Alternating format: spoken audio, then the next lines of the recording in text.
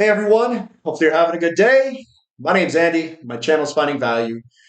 Today we're going to go through and do our daily technical analysis, updated commodities, work our way through the dollar, yields, precious metals, and commodities ETFs that I follow.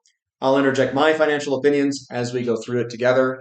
If you need help with anything, check out finding-value.com. It's where I dive deeper into all these sectors, looking for individual companies and entry points and sharing all those opportunities that I find in the market with everyone in the community.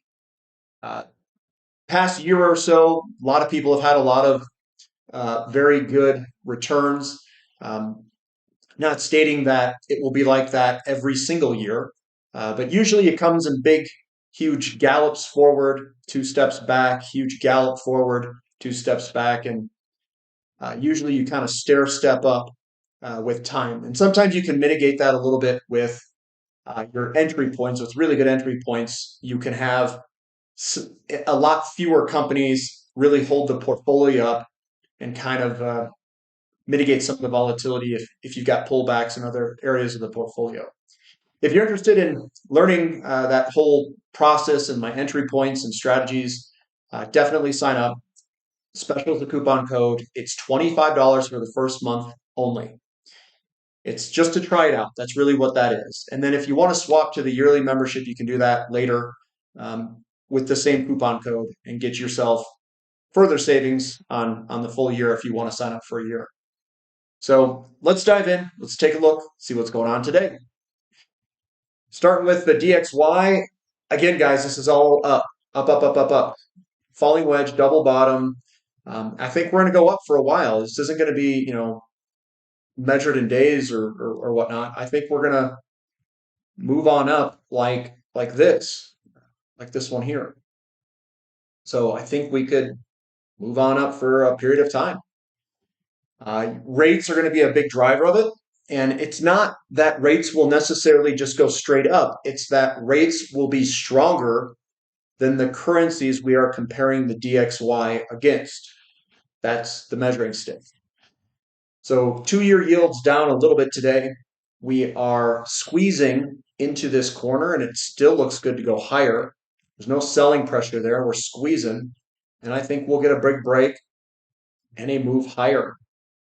When this stuff starts to break to the upside, I do think that it could put pressure on the overall stock markets, like the S&P and NASDAQ, when that occurs. I don't know when exactly it will occur. We'll see how it plays out. 10-year yield is down a little bit, but again, upward. And we're in a big consolidation pattern for the 10-year yield, which we entered from the bottom side in, and I think that looks primed to break higher. 30-year yield up a little bit today, and again, we're going higher, guys. Going higher across the board. And then when we break through this last resistance area up here, I think we're going to get a surge higher. And what's important here is when you start breaking 5%, they could be doing quiet QE to hold the markets up. And that could be the reason we're coming right underneath this. But 5% is that area on the 10-year. And we hit that 5% area, and then they yanked it back down. TLT, which is bond prices, are pulling back a little bit. And again, I think it's going to head lower with the bigger picture view. I don't know the short term, but whatever happens here, I think we're going to go that however long it takes. 2 in the 10, we are uninverting the curve a little bit today, but that still has a good pattern to go and invert. Looking at the small selling pressure, the big buying pressure. So think of these as like flag patterns that you get. So that's kind of what I'm seeing. TYX TNX ratio is up a little bit today. So we've got it's DXY is up. This is up a little bit. Basically, I would say gold would be flat today if I were to make a guess. And gold is basically flat. We were down $4.50 an ounce. We're putting in this double bottom just like the dollar we saw earlier. So this is your falling wedge into a double bottom. And then we want to break through that resistance line up there. We've got a little bit of a tracking sideways, and this happens. Sometimes it comes up here and does this. Sometimes it comes back like that. Sometimes it goes sideways just like it is. So that's what we're seeing there. Silver's looking a little bit stronger, I think, or all right now it's pretty close. We can throw a line across here. What this is doing is it's a falling wedge into a shoulder, a head, and then a shoulder pattern. So it could be an inverted shoulder, head, shoulder. We just need to break through that neckline. And then platinum, double bottom, and right at resistance. We've got palladium, something going on similarly there. What I see here, if I can kind of just do it like this, we'll do it like this. It's a falling wedge into what could be a shoulder, head, shoulder, breakout, retest, and then we're going to probably head higher with palladium. So that's kind of what I'm seeing there from the pattern on the very short term. We'll see if it plays out that way. You can also look at this as a flag pattern too. That's going to break higher. So most everything here that I see is bullish in the gold and silver space and platinum and palladium. XAU to gold ratio, we are seeing a little bit of underperformance, just a little bit today, but this still looks good to go higher. There's not a lot of selling pressure here. We came down, came into a bullish box, I'll call it. I think we'll work higher from here. GDX is down a little bit, but we've broken out of this pattern. We were just flagging sideways. Looks good to go higher. GDXJ doing the same thing. Just a little flag pattern with the bullish engulfing. That looks good to go higher. And then SILJ, it's the exact same thing. They're all the same thing, guys. Crude oil is up 0.5%. We'll see if we can get some momentum generated here.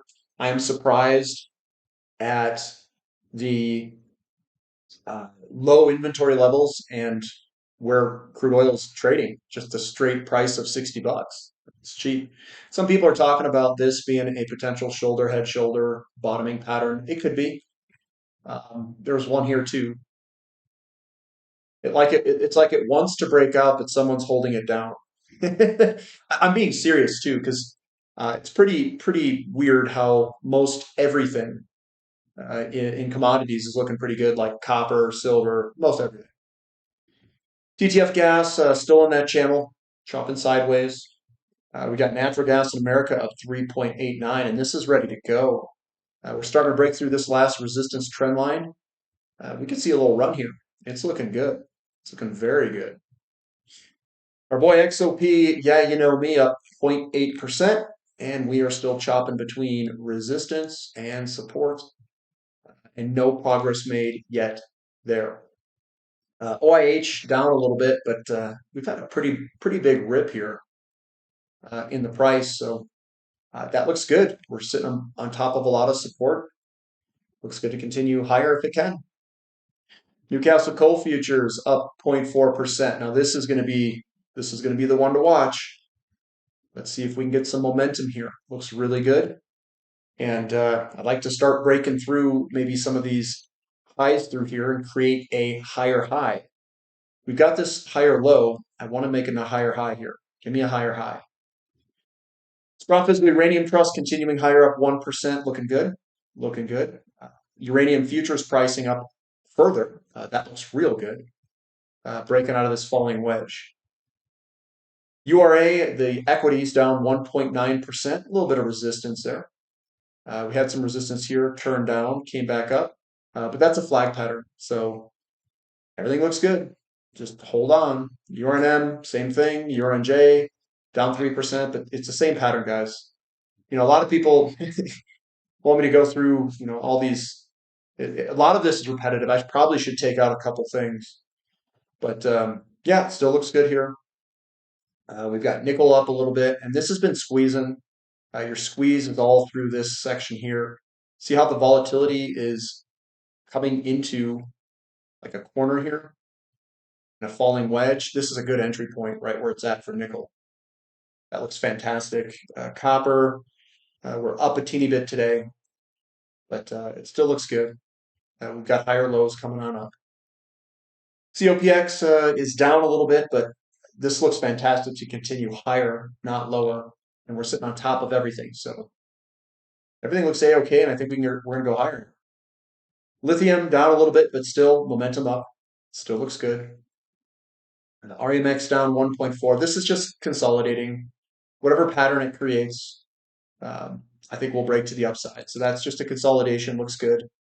The momentum is still to the upside. We're just consolidating. However long it takes. I don't know that that period. Iron ore down slightly. I think this is about to rip. This thing looks good. We're coming up through some resistance right where we're at. We just need to break through all this, get moving. Aluminum's up 0.6. It's in an uptrend, looking good, feeling good. There it is. There's all your resistance through here. We just broke through that recently. Baltic Dry Index still consolidating in this little flag pattern, chopping sideways. Emerging markets down a little bit. I do think we're going to try to bust through here at some point. We could loop around and do that. Again, I don't know what's going to happen, but we're at resistance. We're trying to break through. We'll see what happens here. Everything looks good. It just does not look like it's peaking. There's no reversal candlestick or anything like that. Mu down 0.5. We're putting in that right-hand shoulder, head, shoulder. Maybe we come back to $68 or so. KRE up a little bit, but still underneath critical resistance, and we'll see if we can punch through or not. But we do have a nice candlestick, reversal candlestick to head higher here. It does look good. XHB up a little bit. A lot of the times, if you can buy right at these bottoms here, sometimes that can be pretty good. It could be a double bottom. Man, Russell up 0.5, still above support. We've got SPX, which is up a little bit, almost at all-time highs. Still looks good. Nasdaq's up 0.6% and still looks good there. Nothing really to report here, guys. Everything it's above all this support. So even if it consolidates, it's no big deal. Dow Jones Transportation up 1%. Let's get moving. Let's go. Let's go. Let's go. Let's break out of this zone. XLI also up around all-time highs, real close. Looks good. We're above support. We got Bitcoin up 2%. That's still above support. Nothing to really report on there. And Ethereum's up 2%. Right underneath resistance, right on top of support. And we're getting stuck a little bit. If I were to, let me get rid of this. Right on support though. MicroStrategy's up 6%. I don't know why I keep going over this. This company, my lord. The VIX is up 3%, but it is well controlled within the rectangle box, the purple box there, and it's being held down. It's good. But that's all I've got for today, guys. So that's what I've got for today. Give me a thumb up for the content. Subscribe to the channel. Subscribe to the website, especially with the coupon code. We've got the Sunday Q&A session coming up at 5 p.m. Mountain Time.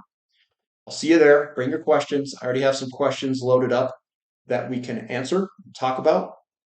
I might talk a little bit about the companies themselves and which ones I really like, and maybe would build a portfolio around. And I'll give you the description of the reasons why I would do that. When you're building a portfolio, and a lot of the mistakes I see retail investors make is they take on far too much risk. Far too much risk. It's like they have no idea what the risk is. So I'll talk a little bit about the companies, talk a little bit about the risks, the way that I see it at least, and the companies that I basically overweighted and why I overweighted some of them. And we can also talk a little bit about, I know some people want to talk about future dividends. Some companies don't pay dividends today, but they might pay dividends out in the future. And my portfolio is also accommodative to that, because if you're selecting certain companies, you may end up with a gigantic cash flow income, which I'm actively paying attention to. But that's all we've got for today, guys. So we'll catch you next time, guys. See ya.